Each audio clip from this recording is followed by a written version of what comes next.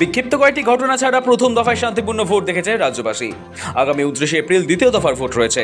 কলকাতা সহ একাধিক হেভিওয়েট আসনে ভোট হবে। দ্বিতীয় দফাতেও ভোট যাতে অবাধ এবং শান্তিপূর্ণ হয় সেই লক্ষ্যেই এবার আরও করা হচ্ছে নির্বাচন কমিশন। অতিরিক্ত আরও 10 জন পুলিশ পর্যবেক্ষককে বাংলায় পাঠানো হচ্ছে। পাঞ্জাব, হরিয়ানা, মধ্যপ্রদেশ সহ বেশ কয়েকটি রাজ্য থেকে তারা আসছেন। এই মুহূর্তে রাজ্যে পুলিশ পর্যবেক্ষকের সংখ্যা 84, সুতরাং তা বেড়ে হতে চলেছে 94। প্রয়োজনে এই সংখ্যা সেঞ্চুরি ক্রস করতে পারে বলেও জানিয়েছে এক নির্বাচনী আধিকারিক।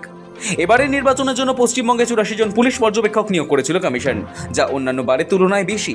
দ্বিতীয় দফায় সংখ্যা আরও বাড়ানো হলো। স্পর্শকাতর এলাকাগুলি চিহ্নিত করে বাড়তি নজরদারির নির্দেশ দেওয়া হয়েছে।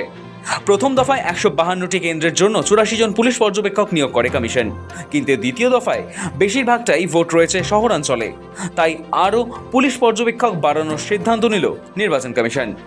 প্রথম দফার ভোটে যেটুকু অশান্তি হয়েছে, দ্বিতীয় দফায় তার সম্ভাবনাও দূর করতে চাইছে কমিশন। সেই কারণে পুলিশ পর্যবেক্ষকের সংখ্যা বাড়িয়ে দেওয়া হলো। শুধু তাই নয়, শনিবারই প্রথম দফার দায়িত্বে থাকা কেন্দ্রীয় বাহিনী জওয়ানদের দ্বিতীয় দফার এলাকায় পৌঁছানোর নির্দেশ দেয় কমিশন।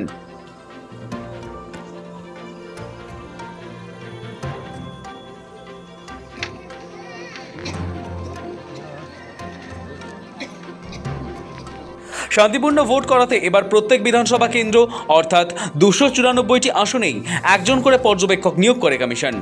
এবার ভিন রাজ্য থেকে আরও 10 জন অতিরিক্ত বাহিনী আনার সিদ্ধান্ত নিয়েছে নির্বাচন কমিশন। আসলে দ্বিতীয় দফার বেশিরভাগটাই ভোট রয়েছে শহরাঞ্চলে, আর তাই আরও পুলিশ পর্যবেক্ষক বাড়ানোর সিদ্ধান্ত নিল নির্বাচন কমিশন। বলে রাখা প্রয়োজন, এবার দ্বিতীয় দফাতেও নজিরবিহীন নিরাপত্তার ব্যবস্থা রাখছে কমিশন। জানা গিয়েছে দ্বিতীয় দফাতেও 2400 কোম্পানি কেন্দ্রীয় বাহিনী নিরাপত্তার দায়িত্বে থাকবে। এর মধ্যে ভোট সামলাতে শুধু কলকাতায় থাকবে 273 কোম্পানি কেন্দ্রীয় বাহিনী। অর্থাৎ ভোটের আগে এবং ভোটের দিন শহরের প্রত্যেকটি ভোট কেন্দ্র তথা বুথ ও রাস্তায় থাকছে প্রায় 22,000 আধা সামরিক বাহিনী। এছাড়াও প্রায় 10,000 পুলিশ নামছে রাস্তায়। এদিকে ভোটের সময় যাতে শহরে কোথাও ট্রাবল মঙ্গার বা দাগি দুষ্কৃতীরা গোলমাল করতে না পারে, সেজন্য তালিকা ধরে চলছে তল্লাশি। ইতিমধ্যেই বেশ কয়েকজন কুখ্যাত দুষ্কৃতীকে গ্রেফতার করা হয়েছে, কিন্তু এরপরেও কোথাও কোনো খামতি রাখতে চাইছে না লালবাজার। শুক্রবার থেকেই সিও দপ্তরে রাজ্যের দ্বিতীয় দফার নির্বাচন নিয়ে দফায় দফায় নিরাপত্তা সংক্রান্ত বৈঠক, ভিডিও কনফারেন্স হয়েছে। সব মিলিয়ে ভোটের বুথ এবং বুথের 100 মিটারের মধ্যে বা বুথ সংনিহিত এলাকাকে শান্তিপূর্ণ রেখে বঙ্গের দ্বিতীয় দফার নির্বাচনের রেকর্ড ভোটদানের নজির অক্ষুণ্ণ রাখতে বদ্ধপরিকর নির্বাচন কমিশন। মনে করা হচ্ছে দ্বিতীয় দফা তথা শেষ দফার ভোটে উত্তেজনার মাত্রা বেশি থাকতে পারে, তাই পরিস্থিতি নিয়ন্ত্রণে এই সিদ্ধান্ত নিয়েছে নির্বাচন কমিশন। টফিক চ্যানেলের রিপোর্ট, সময়, কলকাতা।